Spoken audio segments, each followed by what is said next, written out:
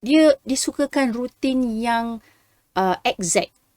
Kalau kita terskip rutin tu, dia boleh meltdown dan mengamuk lah. Autism ni adalah satu keadaan di mana digelar neurological condition. Dia bukanlah sakit mental ataupun sakit yang kita kata mengakibatkan kerosakan teruk pada otak. Dia tidak begitu. Dianya adalah keadaan di mana otak seseorang yang mempunyai autism memproses sesuatu secara berbeza. Jadi sebab tu bila kita lihat kanak-kanak atau orang dewasa yang mempunyai autism, mereka bertindak secara berbeza dengan orang-orang yang kita panggil typically developed. Maknanya orang-orang yang normal seperti kita. Pengalaman saya mempunyai salah seorang anak yang mempunyai autism bermula seawal usia beliau sekitar 3 tahun. Anak ketiga saya, Isra, mula-mula didiagnos mempunyai GDD, iaitu Global Developmental Delay, di mana perkembangan usianya tidak sama seperti kanak-kanak lain. Orang yang mempunyai GDD ni, dalam usia dia 2 tahun lebih, baru dia boleh berjalan macam tu. Dan kadang-kadang sampai 3-4 tahun. Lambat bertutur dan sebagainya. Kerana saya telah mengambil keputusan untuk berhenti daripada bekerja secara full time. Jadi saya dapat melihat perkembangan Isra di depan mata dan saya dapati terdapat beberapa tanda yang agak jelas yang menunjukkan Isra mempunyai autism. Satu, Isra sangat obses dengan benda-benda yang bersifat bulat, roda. Jadi dia akan keep pusing, keep main. Kalau kita tengok kan, kadang-kadang biasanya kalau untuk anak-anak lelaki seperti lori, tayar lori tu kan dia akan pusing. Kalau Isra ni dia sangat obses dengan kipas.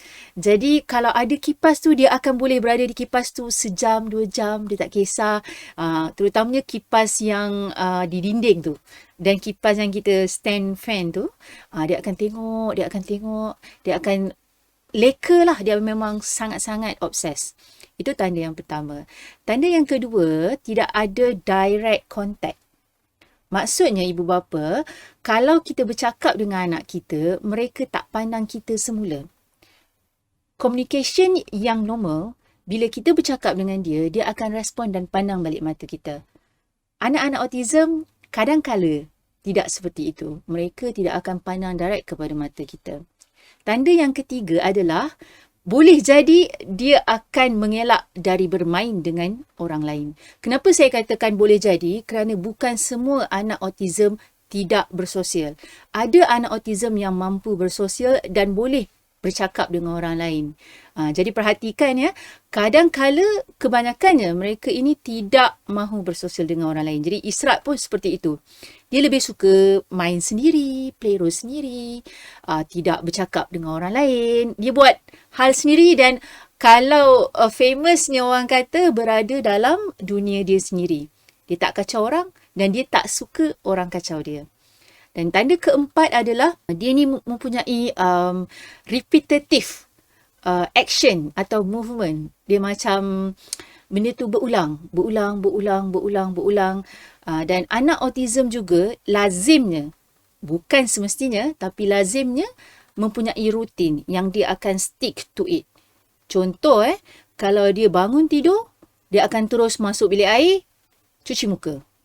Kemudian dia akan pergi ke meja makan, dia dah nak makan. Lepas makan, dia nak mandi. Lepas mandi, dia nak terus ambil beg pergi sekolah. Begitulah seterusnya. Dia disukakan rutin yang exact. Kalau kita terskip rutin tu, dia boleh meltdown dan mengamuk lah. Dan yang tanda terakhir yang saya dapati di dalam Isra adalah dia tidak bercakap dengan baik lah. Sebenarnya memang tidak utter any words pun. Ini asalnya saya ingatkan sebagai non-verbal. Tetapi bila saya melanjutkan pelajaran dalam bidang special and inclusive education, saya mempelajari terma baru iaitu minimally verbal. Maknanya dia bercakap tetapi sangat minimal dan tidak pada waktu dan konteks yang tepat.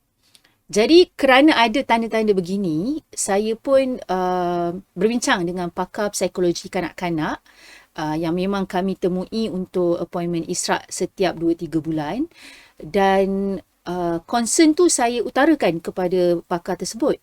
Kemudian pakar tersebut telah bersetuju untuk mengambil kes Isra ini untuk dibentangkan di CDC, iaitu Child Development Center.